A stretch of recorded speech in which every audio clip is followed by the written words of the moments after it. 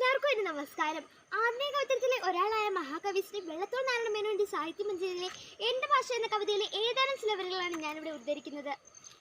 മിണ്ടി തുടങ്ങാൻ ശ്രമിക്കുന്ന പെഞ്ചിളം ചുണ്ടിന്മേലമ്മിഞ്ഞ പാലോടൊപ്പം അമ്മ എന്നുള്ള രണ്ടക്ഷരമല്ലയോ സമ്മേളിച്ചിടുന്നതൊന്നാമതായി.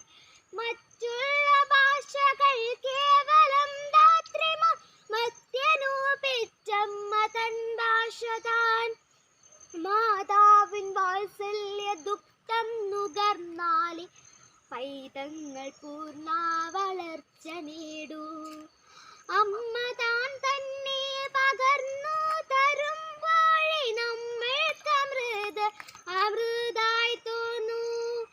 ഏതൊരു വേദവും ഏതൊരു ശാസ്ത്രവും ഏതൊരു കാവ്യവും ഏതൊരാൾക്കും കൃത്യത്തിൽ പതിയണമെങ്കിൽ സ്വഭാഷത്തിൽ വക്രത്തിൽ നിന്നു താൻ കേൾക്ക വേണം.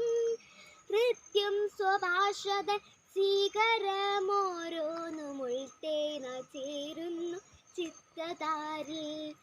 അന്യബിന്ദുക്കളോ തൽബഹിർഭാഗമേ മിന്നിച്ചു നിൽക്കുന്ന തോമുത്തുകൾ. ആദിമകാവ്യവും പഞ്ചമവേദവും നീതി പൊരുളും ഉപനിഷത്തും പാടി സ്വകീയരെ കേൾപ്പിച്ച കൈരളി പാഠവഹീത എന്നാർ പറയും.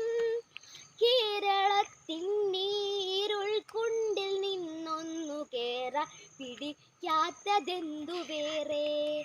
മറ്റുള്ള ഭാഷകൾ കേവലം ധാത്രിമാർ, മത്യനു പെറ്റമ്മ തൻ ഭാഷ താൻ. മറ്റുള്ള ഭാഷകൾ കേവലം ധാത്രിമാർ, മത്യനു പെറ്റമ്മ തൻ ഭാഷ താൻ.